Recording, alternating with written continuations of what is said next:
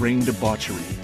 So everything was going on in full swing. Drag, sex, and rock and roll in every single angle. In the next 2 hours, we're going to give you an uncensored look at America's most outrageous nightclub. Studio 54 obliterated all, it was the Titanic of nightclubs. We'll examine the 3 years from April 1977 to February 1980 that Studio 54 reigned supreme.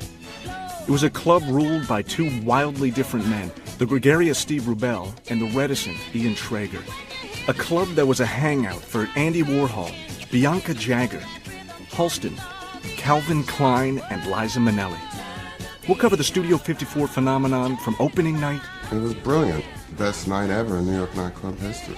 To closing night. Just before they went to jail, they had a really big bash. And Steve kept playing I Did It My Way over and over again. From the front door. The people at the door were casting directors. And if you came there and they wanted two of a kind and you were the third, you did not get in. You know, it's like that part's already been taken, lady, sorry. To the dance floor. I would dance at the drop of a hat. I'd be out there for hours smoking a cigarette. We'll examine how the owners, Schrager and Rubell, fell victim to their success and brought their club down with them. All this money actually got stuffed into plastic garbage bags, which sometimes they would hide in the rafters of the basement. And co-owner Ian Schrager talks about the devastating experience.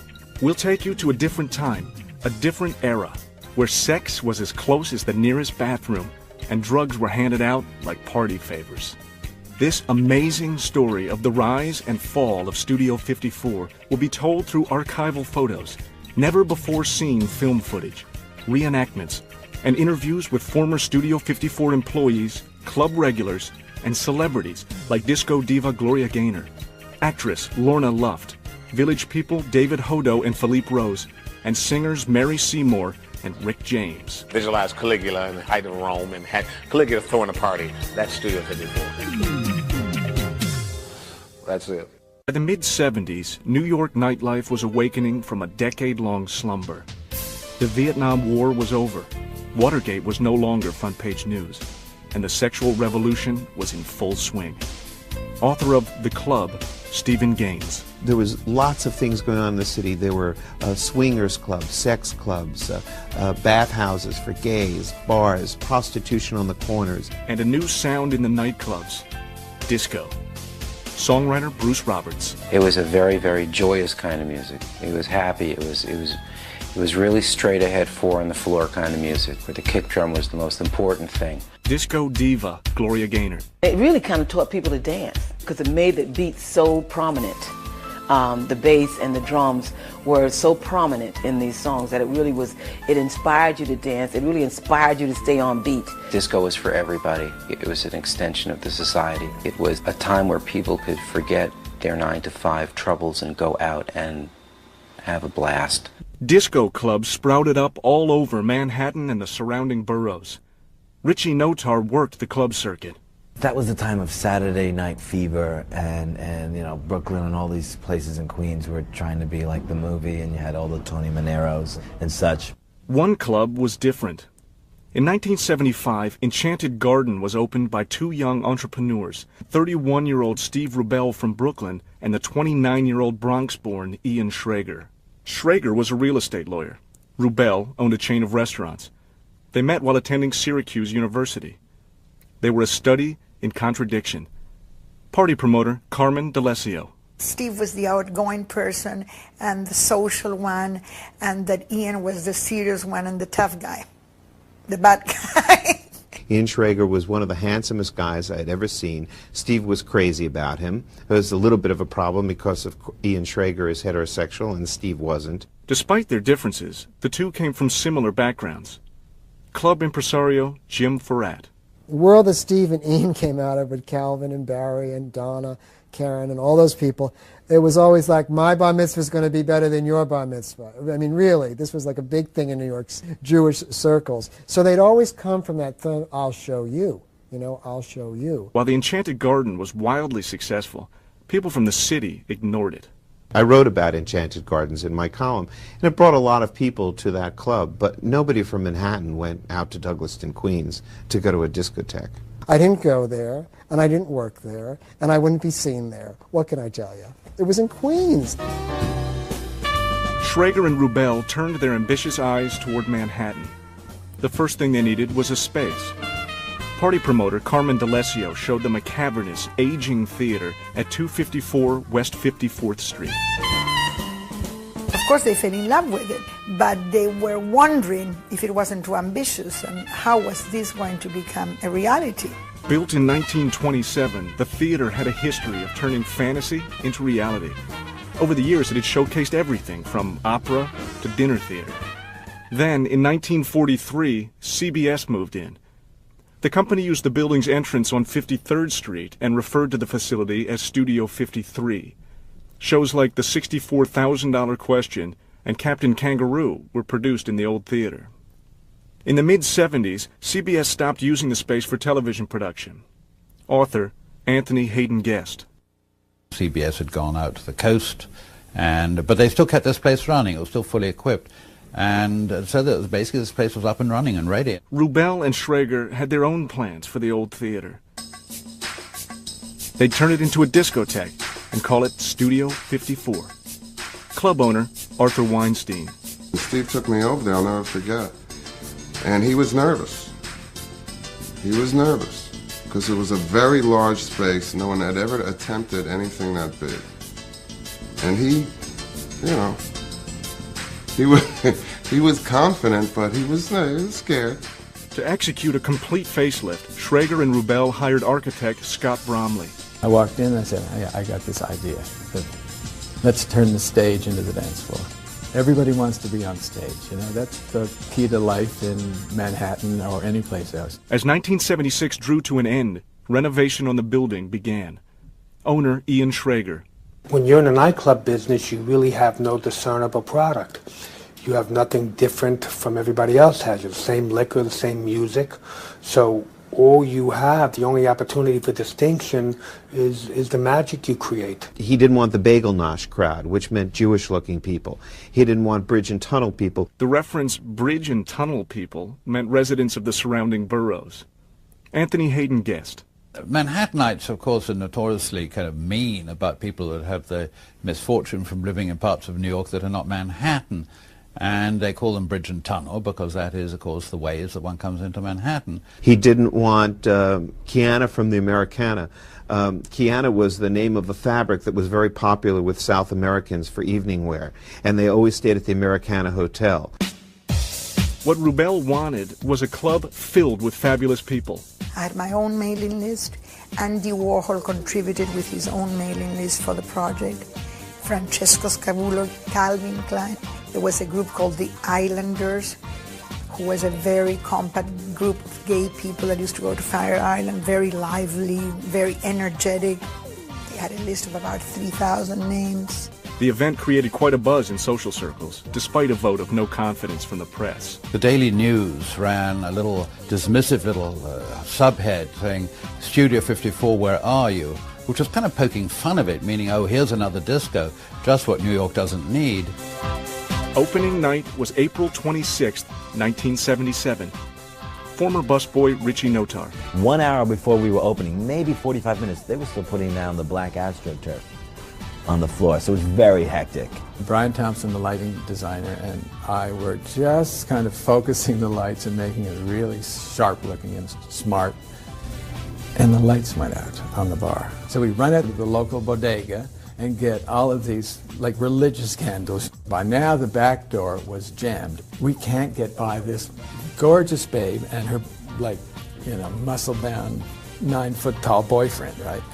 So Bromley to the rescue. I pick the babe up and I just move her over like this, right? Well, he's just about to slug me, and I catch his arm and I said, you slug me, you don't get in, because if I don't get in, you don't get in. I'm the architect here. The scene was much the same at the front door. Former doorman Mark Beneke. We walked out the door and there was this mass of people standing outside clamoring to get in. The feeling and energy in that opening of Studio 54 was almost scary. There were so many people there. We really weren't quite used to that. I mean, some people left, they were so alarmed. So it was like the biggest moment in history for nightlife. Despite last-minute jitters and less than positive press coverage, Studio 54 opened on April 26, 1977. Owners Steve Rubell and Ian Schrager had a hit on their hands. Little did they know, they had created a monster.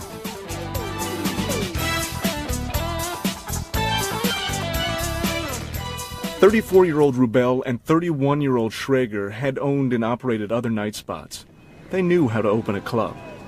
But nothing could prepare them for the response they received that first night. The stars were out in full force, from Cher to models Margot Hemingway and Brooke Shields, to Donald and Ivana Trump. And when we opened, it was just like, it was out of control the first night. There was no organization. I mean, it was just one big party. And, we wound up, having more fun probably than the people. Fun was the operative word. From the moment you entered Studio 54, the stage was set for self-indulgence. Night scene columnist Michael Musto. Disco was already quite prevalent, but Studio was the ultimate disco. It wasn't just another new club opening. It was a place where you really felt like you had walked into some kind of magical kingdom. First thing you came through was some smoked glass doors and to a hallway where the man stood there with this big smile on his face and said $15. You paid the $15, walked a few more feet to another set of black smoked glass doors where the man took a ticket. Former party promoter Nikki Haskell.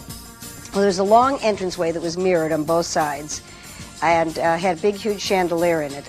Architect Scott Bromley. A chandelier in the middle, hit by laser that bounced light all around, and mirrors all around that caught the laser light and just bounced it all around the top of the ceiling. From there, the non-stop disco beat lured you into the club's cavernous hall of hedonism. You could see all this lights pulsating in the main room and feel this energy coming down. So you were just sucked right down this tunnel, right into the main room. Once inside the main room, you were greeted by an enormous refreshment area. The main bar was a square bar with a tiered top to it and had waterfall and glass block in the middle. On your way from the main bar to the dance floor, there were some couches and banquettes, and people would kind of hang out and lounge in between dancing. From the main bar area and the banquettes, you walked up to this pulsating, throbbing monster of a dance floor with all this activity going on. They had these fabulous lights that would come down, and they go all the way down to just about eye level, and then they twirl around like on cop cars. Club promoter Jim Farad. I remember Steve once saying, when people walk in the room, their jaws are going to drop, and that's what all this is about, is that first moment when they go, oh my God. The dance floor was the heart of Studio 54, and disco music, the heartbeat. Mary Seymour, singer with the band Musique. It was the music. Back in the day, when the music hit, people just got up there and danced. It accelerated your heart to such a beat that you just could not escape it. I mean, the music overpowered you. Everybody was coming on to everybody, dancing together, writhing. It was very sexual. Are you ready? Are you ready for this? Do you like it? Do you like it like this? Push, push, in the bush. Push, push, in the bush. And a number of them were sexy. Some of them had double entendres, and your mind goes where you let it. The atmosphere Rubell and Schrager created was a mix of elegance and high tech. Studio patron Richard DuPont. When I walked in, I remember this little voice said, "Richard, you're never going to see anything like this in your life again." Rubell's assistant, Myra Shear. It was the space, it was Ian, and it was Steve. And all three were essential. It was like, a three-legged stool. Somehow, between the three, there was a magic that could not be without the three. Scott Taylor tended bar at the club. Sophisticated women, men in tuxedos, and older people with like gray hair. And there was this sophisticated vibe going on. That vibe was helped along by the opening night entertainment, an eclectic mix of fashion show, circus acts, and a performance by the Alvin Ailey Dance Company. The crowd loved it. The press reported it, and the owners ran with it. Ian Schrager. I'm seeing a picture of Cher on the front page of the New York Post in a straw hat and a pair of jeans and a T-shirt. But Studio 54's triumphant inaugural did not guarantee immediate ascendancy to the top of the nightclub heap. Studio doorman Mark Beneke. The next couple of nights or 3 nights, whatever, it wasn't really as busy or that busy. And then Steve Rubell got a call from fashion designer Halston. Writer Stephen Gaines. On Monday night, I'm giving a birthday party for Bianca Jagger for about 30 people, and I think I'll take them all here. And Steve Rubell said, oh, I'm sorry, we're closed on Monday night. So Halston said, closed? He said, well, then open it. Bianca's birthday soiree launched a tradition of outrageous theme parties. We popped out of her cake. I wore a diaper, which, I swallowed my pride a lot in this place, but it was, all for the good of fun. Nightlife aficionado Anthony Hayden Guest. Ian Schrager sent out for the famous White Horse, and it's led in by a couple of near-naked people, and Bianca Jagger, who can certainly spot a photo opportunity when she sees one, jumps aboard, and the photograph is taken. The photograph is published on front pages all around the world. The international publicity about Studio 54 sealed the deal. Rubell and Schrager ruled Clubland. All the forces of the universe came together at the same time, and it was all for Steve and I to do, but to just hold on. Film producer Howard Rosenman. Steve had the kind of vision and the kind of big picture of it all. And then Ian followed it through because Ian had the wherewithal, the knowledge, and the financial muscle. Party promoter Carmen D'Alessio. Steve, being so charismatic, is the one that is remembered as the legend behind the studio. But Ian was always like so much in the background that you can see him as the brains, and the technician behind the whole thing. One of their brilliant innovations was the front door policy. That hat, don't ever come here with the hat. People couldn't assume they'd get inside just by showing up at the club. Only chosen guests were allowed to enter. Actress Lorna Luft. No one had ever created a place that said you can come in and you can't.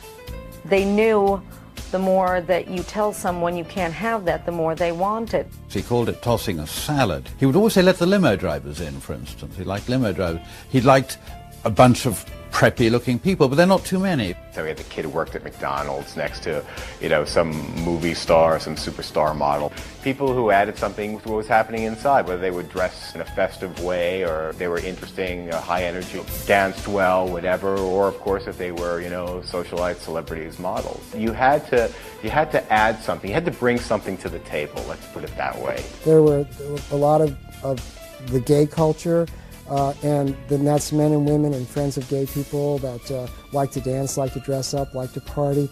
That was the real, mainstay of who was at Studio 54. They were beautiful, and celebrities and people of power like to look at beautiful people.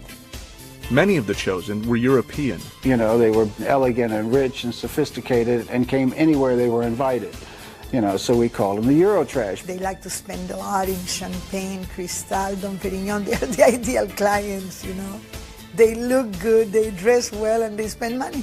Studio 54's popularity soared, despite its less than desirable location.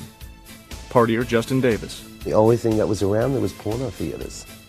So you got this whole elite crowd going to the worst neighborhood in Manhattan to go dancing and prancing.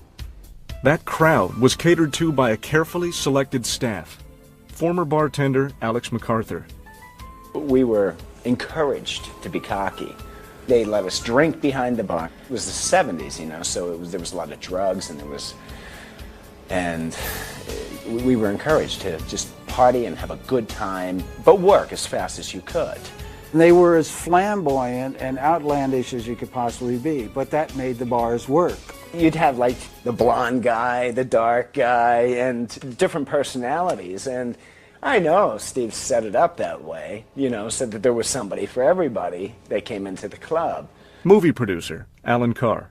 To be a waiter or a busboy at Studio 54 with those little shorts, there was a lot of negotiating going on. The combination of the staff, the space, and the clientele kept Studio on top, and its success signaled the demise of other night spots.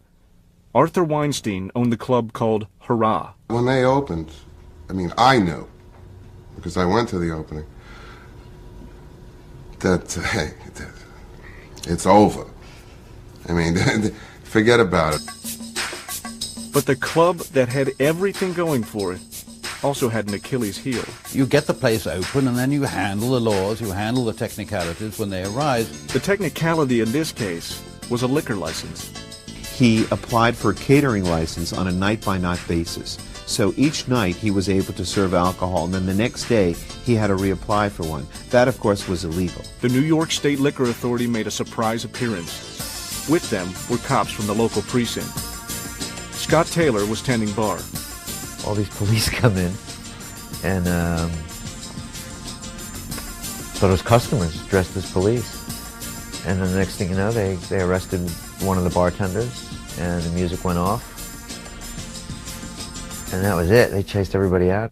Lynn Barkley was there. As I talked to Steve and Ian through the gates, I said, why don't you just open it up as a juice bar, just let people go in and dance. There's no law against people dancing. You just let them in. I went back and let thousands of people back into the door, just said, come on in and party, turned up the music, and from that moment on we became a juice bar. This obviously helped them in profits, but it didn't stop people going there. I mean, people weren't going just to hang out at the bar and get a whiskey and soda, you know. They were going to dance, they were going to do all kinds of other stuff, you know.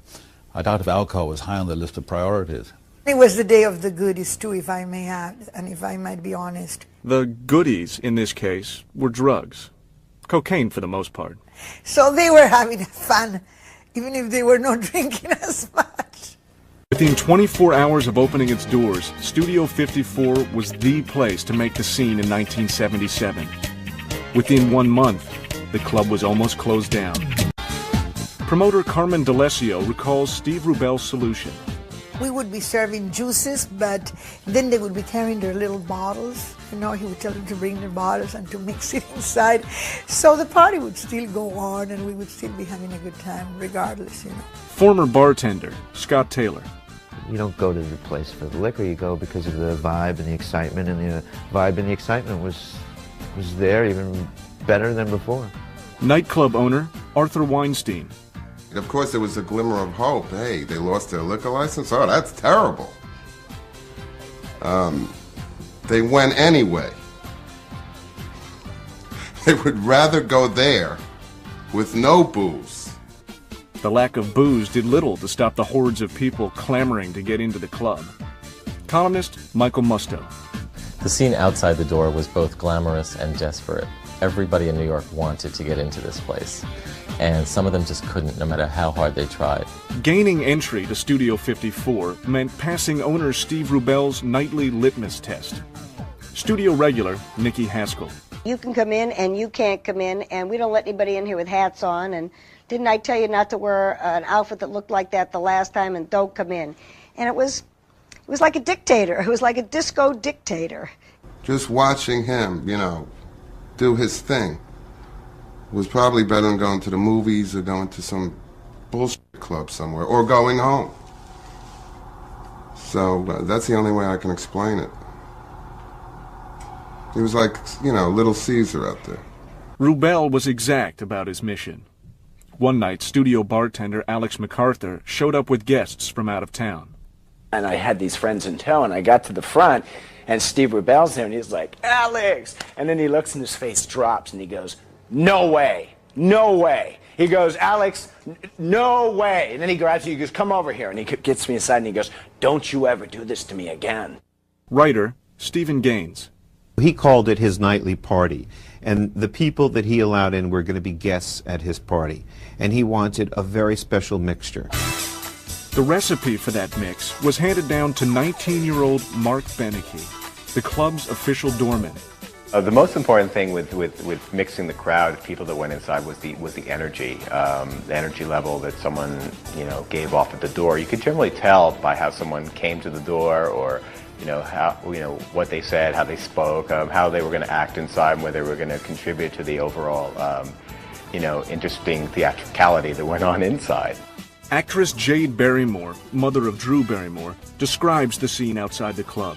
People were waiting in lines with the most fantastic costumes on, each one trying to outdo the other one so that they could be pointed to. It's like, you, so they could get in. The cab pulled up and this woman got out, and she was all done up with like green and purple hair, and she was in a rubber suit, and she was dragging 2 plastic dogs on a leash behind her, and she got right in the door. A friend of mine and I stood outside in these quilted kimonos, which we had bought to great expense, and we just were so sure that Mark was going to go, yo, you two over there. Here's free drinks, free admission, you rule. And he didn't even notice us. We just stood there in these quilted, wilting kimonos for hours and hours, and it was the most depressing night of my life. The Spell Studio 54 cast often made people forget their manners. And if you came with someone, and they would let you in, and sometimes they wouldn't let your date in, you go, bye-bye, see you later. It was a true narcotic. Once you went there, you had to go back. You were desperate to go back. Because no matter how bad you felt about yourself outside, no matter how filled with self-loathing you were on the other side of the velvet ropes, once you got into this magic club, you felt glamorous and beautiful and young and exciting. Because suddenly, you were part of the Corps d'Elite. Movie producer Lester Persky. Every night, some of the most famous people, who had better things to do, you couldn't get them to go to an opening of a play, but they'd go to an opening of the opening of a bottle of champagne at the studio. Party maven Justin Davis. There were those moments when you look on a sofa right in front of the dance floor, and you do have Elizabeth Taylor with Andy Warhol, with Betty Ford, with Halston, and all of them doing this thing, and you think you're watching a movie. Celebrities were commonplace at Studio 54, but every now and then, one of them stood out. Catherine Deneuve walked up to the bar, and she walked right up to me.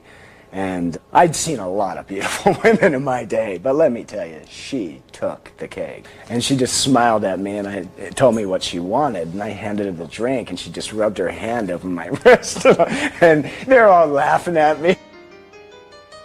Upstaging the celebrities were drag queens who lit up the night.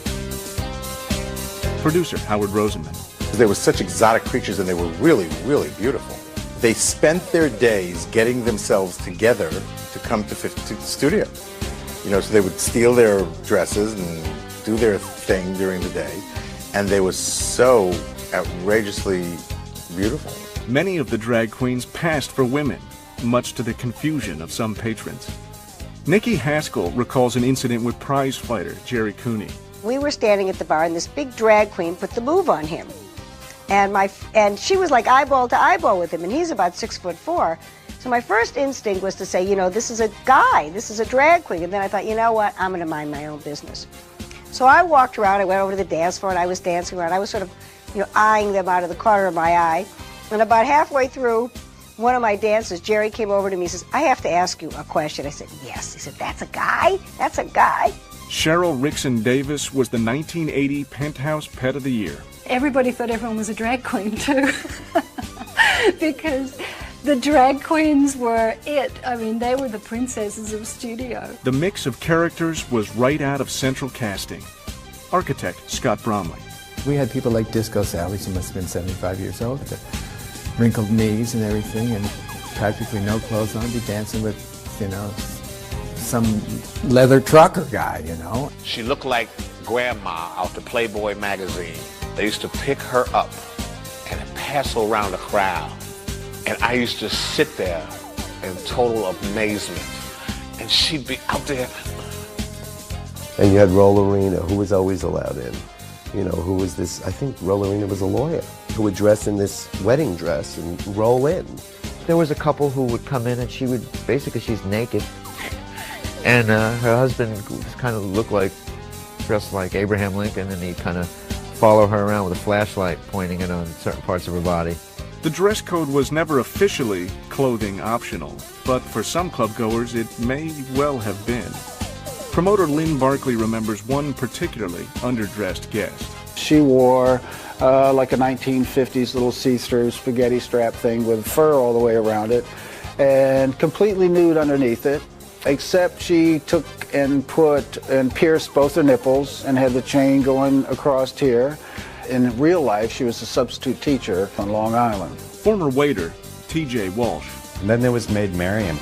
a naked bride that would come in with her husband, and she'd have absolutely nothing on sometimes. And sometimes she would have leather straps or a wedding veil, and that would be it. Philippe Rose, the Native American in the disco group The Village People. I saw a couple of girls for one Halloween, just nothing but high heel shoes on and wrapped in cellophane. Rubel and Schrager threw Halloween parties that were notorious for their bacchanalian splendor. Halloween at Studio 54 was you cannot believe it made Halloween on Santa Monica Boulevard look sort of sober, okay? And that's pretty wild. There were people that looked like they were sawn in half and running around, blood everywhere, and it was all just illusion. They had like vignettes, and you'd be walking by and like a ghost would come out at you. And then you'd walk around the other thing and there'd be somebody in a suit with a hatchet coming down at you. And there'd be snakes running around in different little, boxes and things. I mean, they really decorated it like a funhouse. And it would just get ripped down. The next night it was like it never happened. But that's what was just so amazing. And people were very dedicated and very into it. In January 1978, Steve and Ian threw a grand event for famed fashion photographer Francesco Scavullo. They had photography booths all around, and they had drag queens posing as Cosmo covers in all the booths. When I came in, it was a surprise birthday party. Studio's theme parties were mini extravaganzas, staged for one night and then dismantled.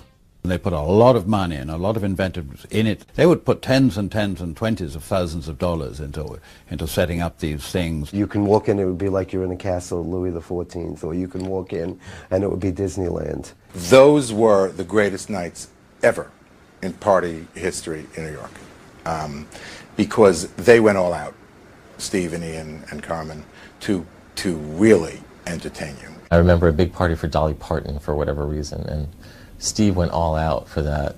They had haystacks and horses and donkeys and mules running through the club. You thought you were in a farm. I mean, you thought you were 150 miles outside of New York City when you walked in. I mean, those are the kind of things that you don't see anymore, Or if you do see it, it's on a back lot in a Hollywood studio. You don't see it going just to a nightclub. Playing the role of consummate host was Steve Rubel. But while Rubel basked in the limelight, co-owner Ian Schrager was the man orchestrating these fetes. Bartender Scott Taylor. They would do these big production things there. Ian was the one who would do all that. He'd expedite everything. He would do the rehearsals. He'd do all the checking. He'd make sure everything was... Ian make sure everything ran like a... He's good. Assistant Myra Shear. The goal was to delight. And that was what Ian could do. He could surprise you. He could create an entirely different environment for the evening. So it was like being cast in a movie for the night. Like a movie, Studio thrived on publicity, and Rubel knew how to work it. Busboy Richie Notar. Bianca would say, "Steve, I told you I didn't want my picture taken." Like, "Bianca, I don't know how the photographers got in. I'm sorry, I'll kick them out now." Meanwhile, he invited them.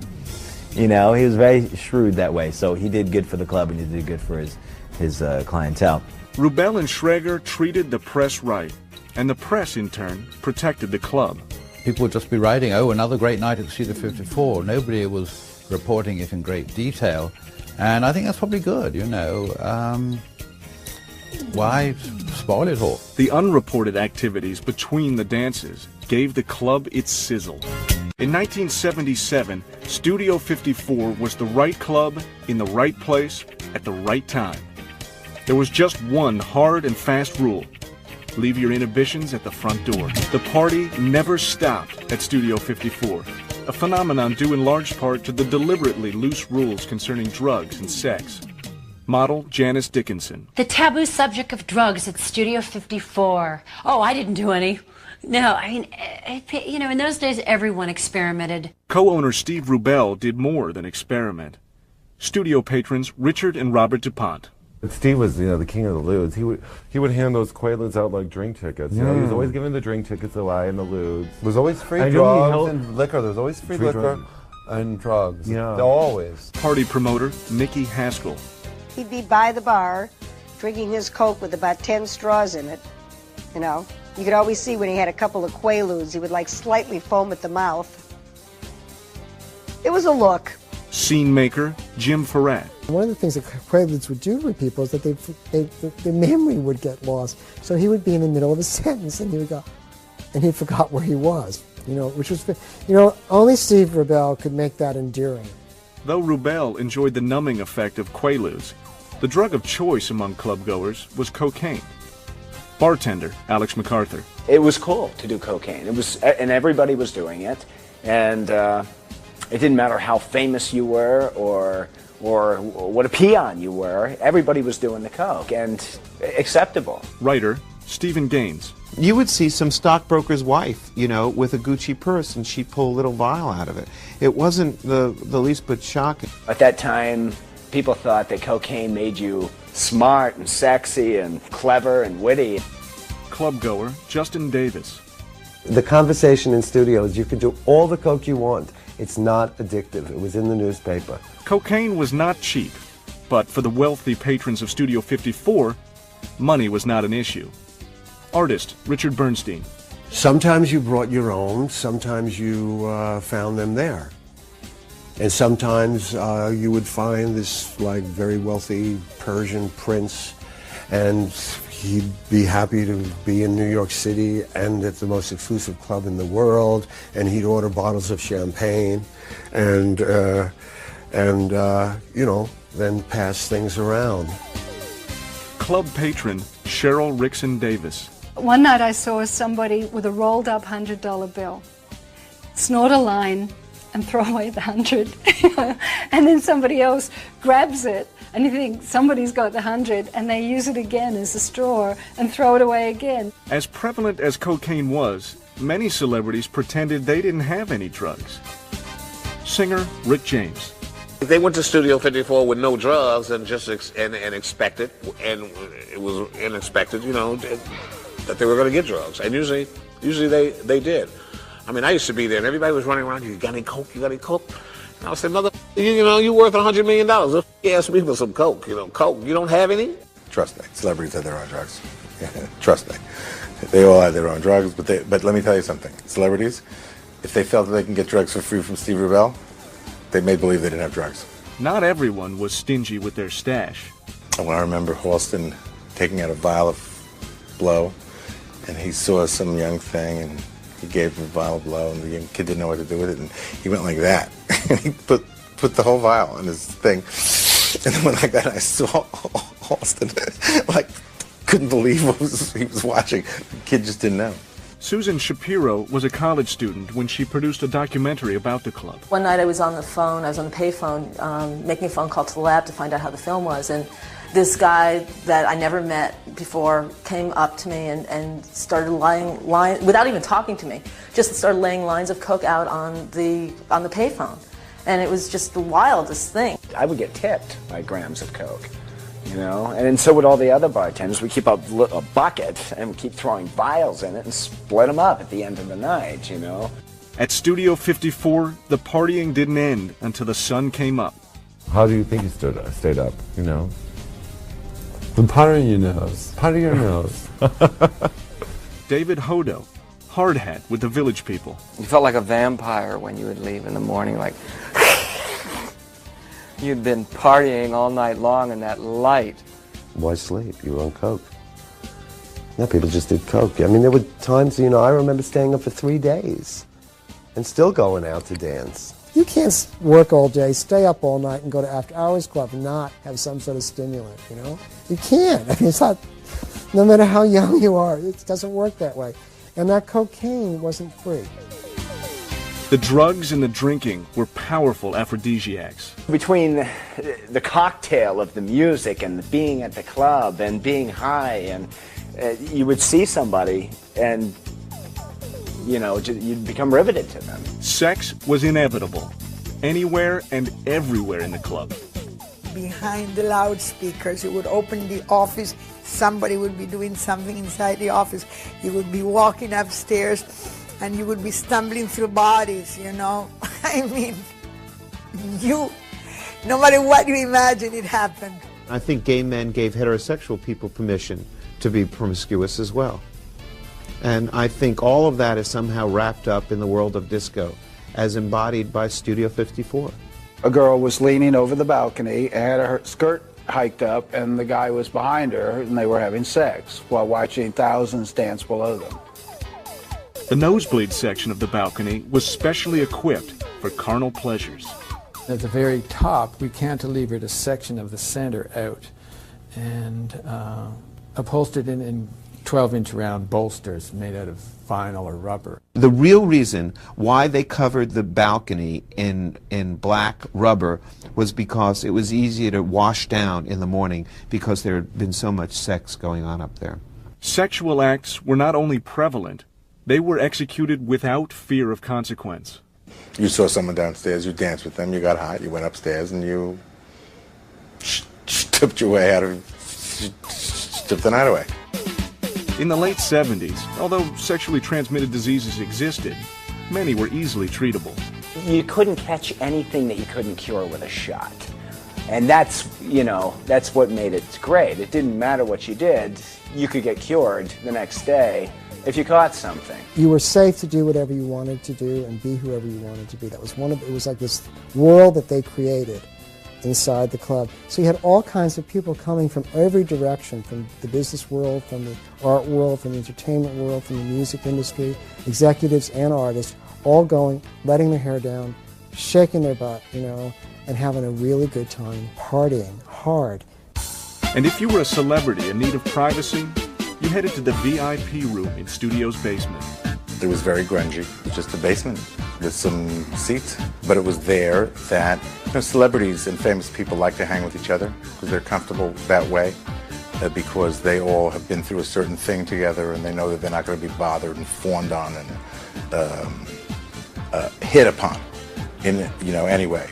Steve Rubell once held an ejaculation contest in the basement among the bartenders, and the boy who ejaculated the furthest got invited to Barbados with him. There were like little cubicles downstairs in the basement too, where there was mattresses on the floor. It was really, yeah. And there were mattresses. There were a lot, and like the busboys would be around with all like big people, like powerful men. And happy clientele translated into big bucks for the club.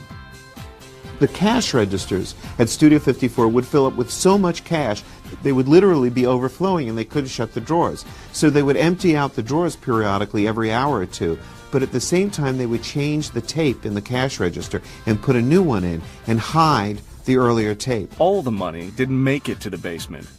Rubell's neighbor, Justin Davis. He was taking tons of money home, because I've seen it in the house.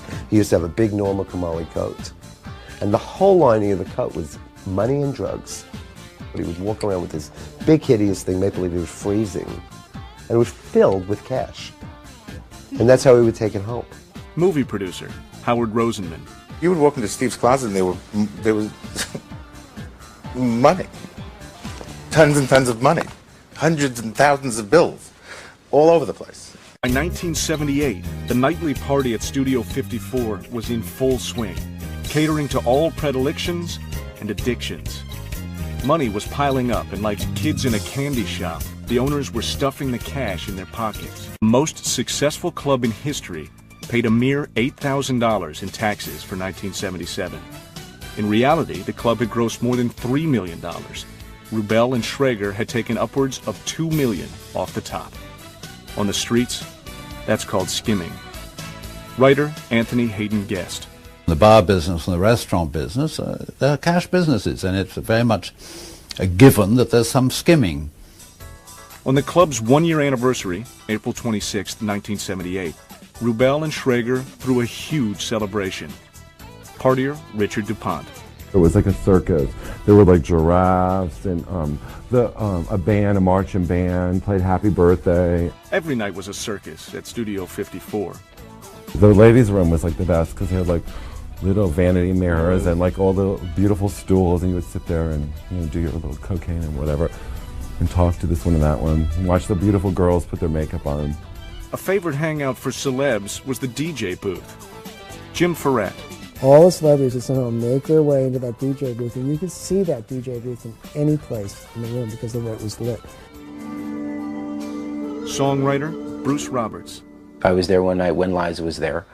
And they would get on mic and introduce records, and it was just a big party. Film producer Lester Persky remembers Steve Rubell gave certain patrons free rein. So after a while, he would let Truman Capote, who was a favored guest of his and a friend of mine, would take over and be the disc jockey. Now, can you imagine Truman Capote peering over those records? He would tell the disc jockey what to play. Truman loved it. He gave him writing, I think, to become a disc jockey at Studio 54.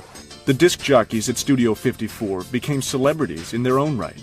And the star, of course, of the evening was the guy at the turntable. I mean, those DJs really did rule that room. DJs were very, very important at that time. They would give the songs visibility. They would try them out. They would be the first people to try out records. Singer Mary Seymour. They were the force. They were the ones who chose the music and played it in clubs, okay? And to this day, they're a major force in the industry, and they always will be. They're the ears of the people. Singer Gloria Gaynor counted on that force. When she wanted to promote the B-side of one of her releases, her managers called on studio DJ Richie Kozar for help. They said, let's go down to Studio 54 and get Richie Kozar to play this record because this is a hit record. This is going to be a hit record. So he took it there. Richie loved it, and because of the clout that he had with the disc jockeys in the area, he got them all to play it, and it just spread like wildfire. The song was I Will Survive. It became a huge hit, and the success of the record was attributed to the DJs at Studio 54. Music wasn't the only thing coming out of studio. Radio personality Rick Dees. I was actually in Memphis, Tennessee at the time, and I would give reports on what went on the night before at Studio 54 because that was the pulse. It was the epicenter of the disco universe. In July of 1978, Studio 54 hosted the premiere party for the movie Grease. The film's producer, Alan Carr. He turned the whole club into a high school. You walked in, the entryway was nothing but lockers, high school lockers on both sides. And then you went into the main part of the club, and he had all these old convertible cars of the 50s. And the fire department came, and they're ready to open in like 15 minutes, and they didn't drain the gas out of the tanks. We had to take the gas out of the gas tanks and then, tow the cars in, pushing them. Always trying to top themselves, in September of 1978, Steve and Ian redesigned the club. Studio assistant Myra Shear.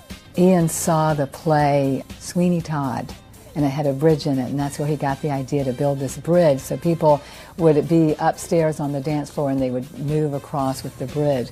Nikki Haskell hosted a television show in New York and often shot segments on the contraption. And they would keep the bridge behind the scrim, and at a certain point in the evening they would open it up and it would come forward and you could get on it and you could dance on it. The scrim, or curtain, could be raised and lowered for special parties. But when they had certain parties, they dropped the screen, and behind the screen there was the private party. Writer Stephen Gaines. There were guards on either side. There was usually a private party going on. You could have any sort of a private party if you were a celebrity, and the drinks would be free back there. Some nights, drinks were free throughout the entire club. Every once in a while, Steve would get up in the booth and go, "The bar is open," and people would make a mad rush for the bar. Any night at Studio 54, I would suggest to you, would have been more fabulous than any night that you'd ever been in any other place in the world if you were a night animal. At the front door, they would have like lollipops and candy for everybody, Tootsie Rolls. And that was, that was the end of studio, was leaving with a little piece of candy. It was sort of, it's sort of funny when you think about this nightclub. And then they treat you like a little child when you're going out the door. Generous and genuine, by night Steve Rubell ruled his clubhouse. By day, he installed a secret room in his apartment to hide the cash he was stealing. But Steve was getting sloppy. Mutual friends who were there said he was like bragging about the cash that they had stashed in various places in the club and the 2 sets of books, and they were not discreet about keeping that secret. Rubell wasn't just bragging to friends. Steve was very high on lewds one night, and they were taping him for something, and he said on the air in some TV show, some news program, what the IRS doesn't know won't hurt them. For disco owners Steve Rubell and Ian Schrager, the years 1977 and 1978 were one long party at Studio 54. Giddy with success, the young owners rewarded themselves by skimming the till and pocketing the profits. The morning of December 14th, 1978, Rubell's lack of discretion caught up with him. Writer Anthony Hayden Guest. They discovered money, they discovered books, they discovered everything they needed. Former Assistant U.S. Attorney Peter Sudler.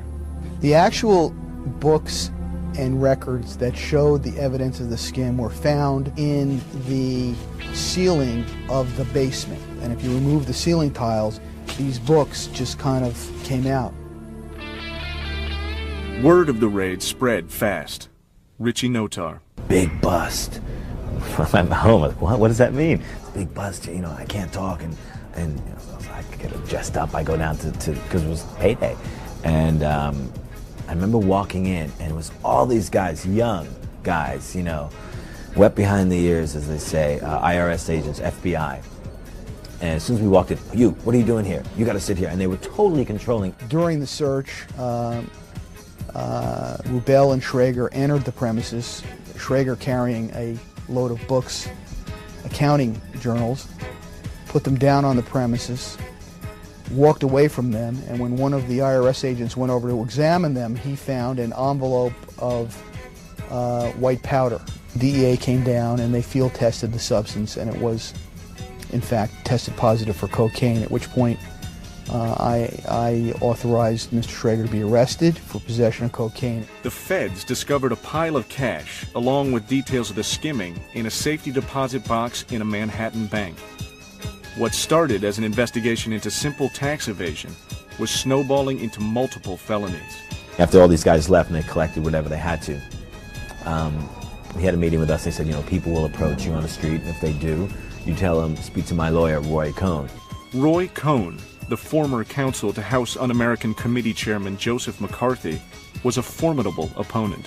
Roy Cohn came back into the club after Ian Schrager's arraignment, and he started turning over desks and chairs and creating a mess, and then he would have the media come in, the press, and say, look what they've done to the club, when we'd been very careful not to upset anything. Columnist Liz Smith. They had a lot of protection. They had Roy Cohn, the lawyer, jumping around saying they hadn't done anything wrong, and they had all their pals saying that. But as time went on, everybody could see they were going to go down for this. The evidence confiscated during the raid was indisputable. There were two sets of books. There were lists of kind of all the famous people who'd been given quote-unquote party favors, you know, including what, you know, who'd been given precisely which drug and so forth. And so, I mean, they really painted themselves into a corner and then put up a little barred window. Oh, they hadn't committed a murder or anything, but they had stolen from the government. People in the business took the bust in stride. When the IRS hit, nobody was surprised. How could you be surprised? I mean, there was so much money coming into that place. A Saturday night, there had to be 4,000 or 5,000 people in the place. They all paid, what, $15, $20? And they all drank their asses off. The raid on Studio 54 turned out to be one of the biggest busts in IRS history. But the feds didn't stop the party. Steve pretty much came out and said, you know, the party goes on. And it was almost more of a party the next night out of, like, a show of support. But the general public really didn't know what was going on, so it really didn't affect them. On December 31st, 1978, just 2 weeks after the raid, Steve Rubell and Ian Schrager threw one hell of a New Year's Eve bash. An enormous crowd angrily pushed against the front door. Steve got so frustrated that he made me stand outside with a stack of 50s giving money back to people. Media coverage contributed to the frenzy of the night. We had the radio on, and it would say, oh God, look who's arriving, Halston, Bianca, Andy. And like we were sitting right there at Halston's house, but they were like on the radio, saying like we were arriving at Studio 54. Good times or bad, the press always had a field day with the club. In February 1979, a portrait of Steve Rubell graced the cover of Andy Warhol's Interview magazine. By this time, he was like Mr. New York, and everybody sincerely loved him, you know. And so Andy chose to have him on the cover. The press wasn't all that flattering. That November, New York Magazine did a cover story about Studio and printed the list the IRS had confiscated of who had been given what illegal drugs or party favors at the club. Seeing it in print maybe was a reality that there might be some consequences. So I think it really hurt because they saw that there might be a jail sentence. Prosecutor Peter Sudler. Eyewitness testimony that the then White House Chief of Staff, Hamilton Jordan, had been to Studio 54 and had been seen using cocaine. Entrepreneur Mark Fleischman. That was in the beginning of Reagan's campaign for the presidency, and Roy Cohn was a serious Reagan supporter at a very high level, and must have been on his mind that putting Hamilton Jordan into a very compromising position would have been a serious detriment. A special prosecutor was assigned to investigate the allegations. He found no evidence of wrongdoing. No charges were brought against Jordan. Arthur Weinstein. They thought that they were going to get out of it. And, you know, when they brought up that Ham Jordan nonsense, that sort of sealed the deal. I mean, that wasn't smart. On November 2nd, 1979, 35-year-old Rubel and 33-year-old Schrager pled guilty to charges of tax evasion. In an effort to ensure a lenient sentence, Rubel and Schrager decided to cooperate with the feds and squeal on other club owners. Stephen Gaines. His lawyer, Roy Cohn, told him to turn in anybody. So if Steve Rubel knew that you had ever done anything wrong in your life, he told the authorities. He ruined the lives of lots of people. The result of that was that they were able to get a sentence reduction from the sentencing judge based on their cooperation. And I believe that their sentences were reduced from 3.5 years to about 2 years. 2 years was still a pretty stiff sentence for tax evasion. Lester Persky. There was no recognition of the fact that they were new and young doing it, and that they might have made mistakes, but they were not motivated by any evil intent. At the end of January 1980, Rubel and Schrager threw a huge farewell party for themselves. Every night was just a big party. That compounded by 10, you know, it was just out of control. We must have got out of there like 11 the next morning or something. It was so hard to think of this being the last night, you know, I mean, you sort of thought about it, but you know, reality never really set in for a while. Till the next day when you woke up and you found you had a few drink tickets in your pocket and no place to go to use them. Steve was in rare form the night of the party. The IRS is after him, and he's getting up and making a speech like he had done this noble thing. And they played Gloria Gaynor singing "I Will Survive." And then there was one of those ribbons, those ticker tape things that says things, you know, and it was the IRS has busted Studio 54. And then the Man in the Moon came down with the spoon and the cocaine stuff, and we all cheered like it was a terrific thing. Myra Shear. Steve opened the house for drinks, and he had on a Frank Sinatra type hat, and he played I Did It My Way. Like, he just had a really good attitude about it, and was willing to accept the consequences. And, you know, you just knew he'd be back. Mark Beneke. I remember most standing on the bridge with Andy Warhol, Liza Minnelli, Diana Ross, all these people. I think Liza and Diana were singing a song to Steve. It was quite a night. There was an undertone of melancholy, of course, but you know, I knew that they weren't going away for an incredibly long period of time, and I also knew they weren't going to Alcatraz or something. You know, they were going to what we call a camp, you know, Club Fed.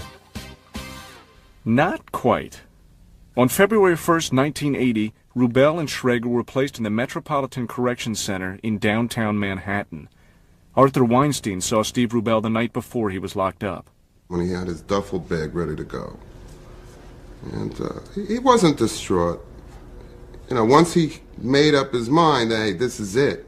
I'm going. I'm out of here. You know, I felt worse than he did, I thought. You know, you're seeing a friend go.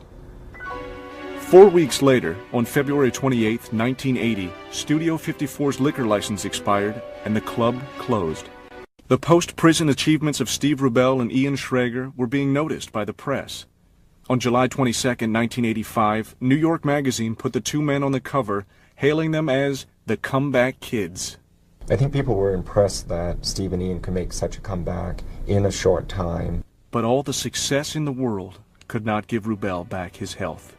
He got progressively cranky, and he looked not well, and he would cough a lot, and he was yelling at people unnecessarily, and I knew something was wrong. On July 23, 1989, Steve Rubell died. He was just 45. Steve Rubell did not die of AIDS. Steve Rubell had chronic hepatitis, and eventually that's what took him down. He went into septic shock, and that's how he died.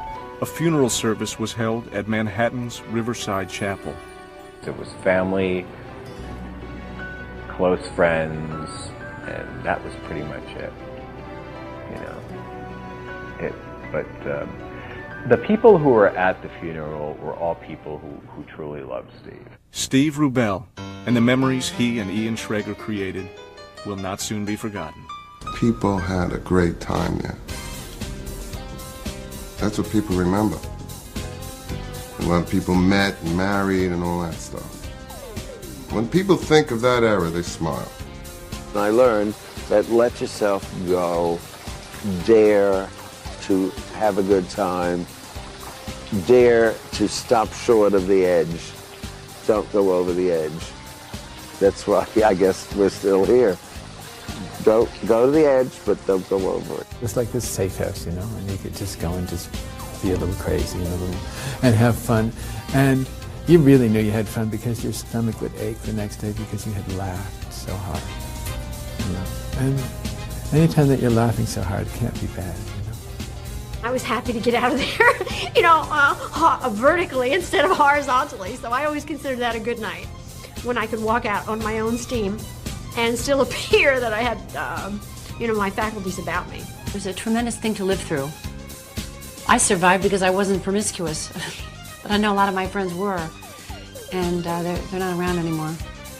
We knew it couldn't last forever. I mean, you know, it had doomed written on it, on every piece of glitter, because nothing that fabulous can last forever. People are being interviewed to remember things after partying at Studio 54. So, you know, I think that is that's a feat in itself, a remarkable one. So everyone has to dig way down into the resin to remember. It was a time that I'm glad to have lived in and lived through. It's like I've always said, it was the last good time had by all. But with the help of modern technology, those good times can be recreated. Someone said to me, you can't say that you've had a karaoke night unless you've had some irate, drunken woman get on stage and sing I Will Survive. And the space is still available, according to Joshua Hadar, whose family owns the building. You can rent it out for a night and really carve out your own image, whether it's a fashion show or a movie screening or, you know, a club night or some kind of corporate event, a product launching. You know, and that's basically what it is. I mean, the beauty of this place, of the actual original Opera House, is still intact. You can see the reliefs and all the ornate architecture. It's gorgeous.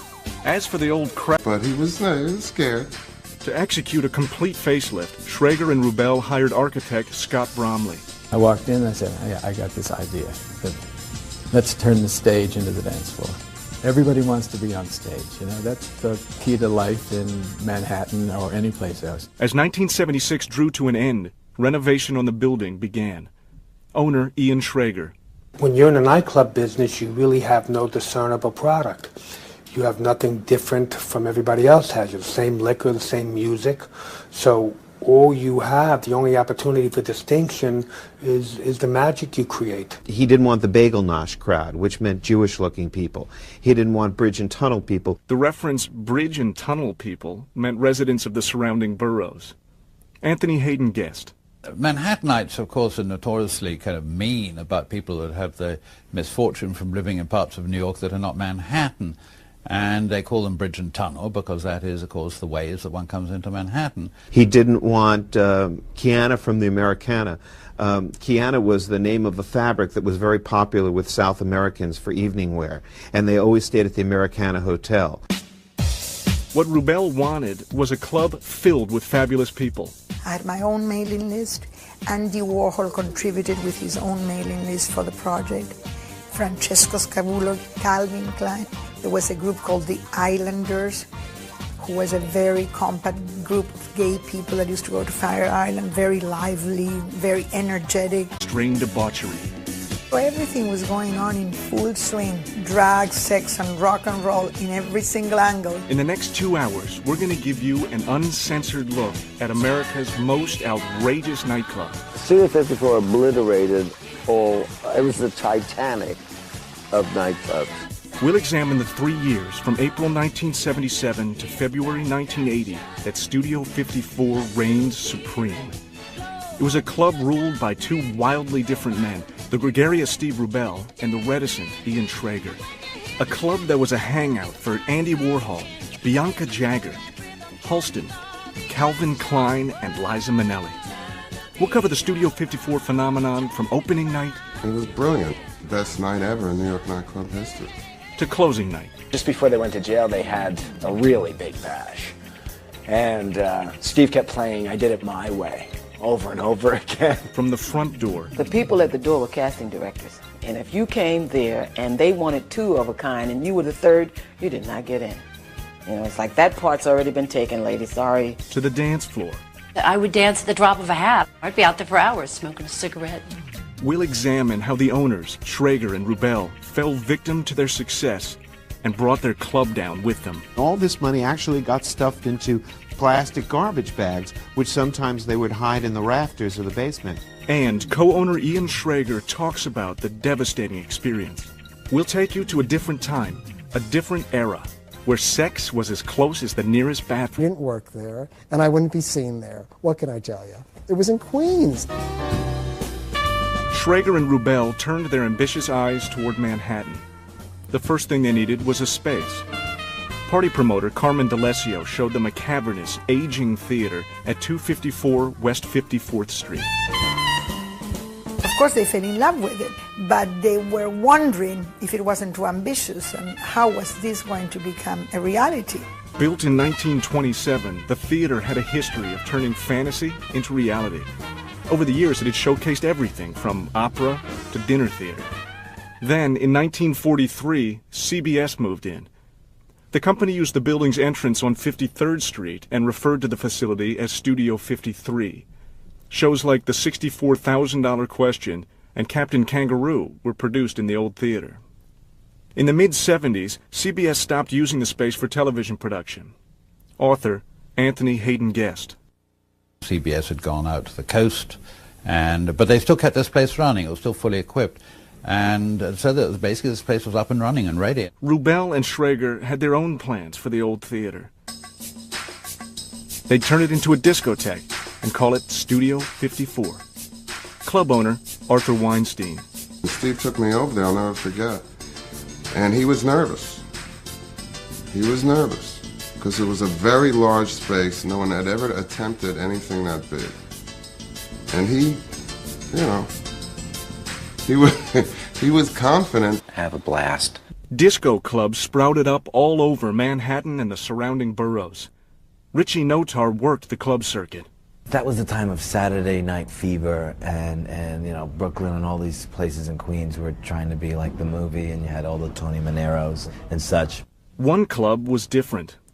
In 1975, Enchanted Garden was opened by two young entrepreneurs, 31-year-old Steve Rubel from Brooklyn and the 29-year-old Bronx-born Ian Schrager. Schrager was a real estate lawyer. Rubel owned a chain of restaurants. They met while attending Syracuse University. They were a study in contradiction. Party promoter Carmen D'Alessio. Steve was the outgoing person and the social one, and that Ian was the serious one and the tough guy. The bad guy. Ian Schrager was one of the handsomest guys I had ever seen. Steve was crazy about him. It was a little bit of a problem because Ian Schrager is heterosexual and Steve wasn't. Despite their differences, the two came from similar backgrounds. Club impresario Jim Farrat.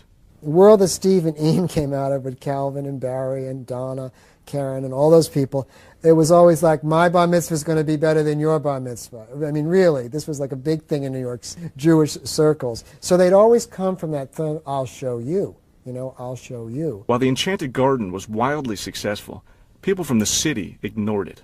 I wrote about Enchanted Gardens in my column, and it brought a lot of people to that club, but nobody from Manhattan went out to Douglaston, Queens to go to a discotheque. I didn't go there, and drugs were handed out like party favors. This amazing story of the rise and fall of Studio 54 will be told through archival photos, never-before-seen film footage, reenactments, and interviews with former Studio 54 employees, club regulars, and celebrities like disco diva Gloria Gaynor, actress Lorna Luft, village people David Hodo and Philippe Rose, and singers Mary Seymour and Rick James. Visualize Caligula in the height of Rome and had Caligula throwing a party. That's Studio 54. That's it. By the mid-70s, New York nightlife was awakening from a decade-long slumber. The Vietnam War was over. Watergate was no longer front-page news, and the sexual revolution was in full swing. Author of The Club, Stephen Gaines. There was lots of things going on in the city. There were swingers clubs, sex clubs, bathhouses for gays, bars, prostitution on the corners. And a new sound in the nightclubs, disco. Songwriter Bruce Roberts. It was a very, very joyous kind of music. It was happy. It was really straight ahead, four on the floor kind of music, where the kick drum was the most important thing. Disco diva Gloria Gaynor. It really kind of taught people to dance because it made the beat so prominent. The bass and the drums were so prominent in these songs that it inspired you to dance. It really inspired you to stay on beat. Disco was for everybody. It was an extension of the society. It was a time where people could forget their 9-to-5 troubles and go out and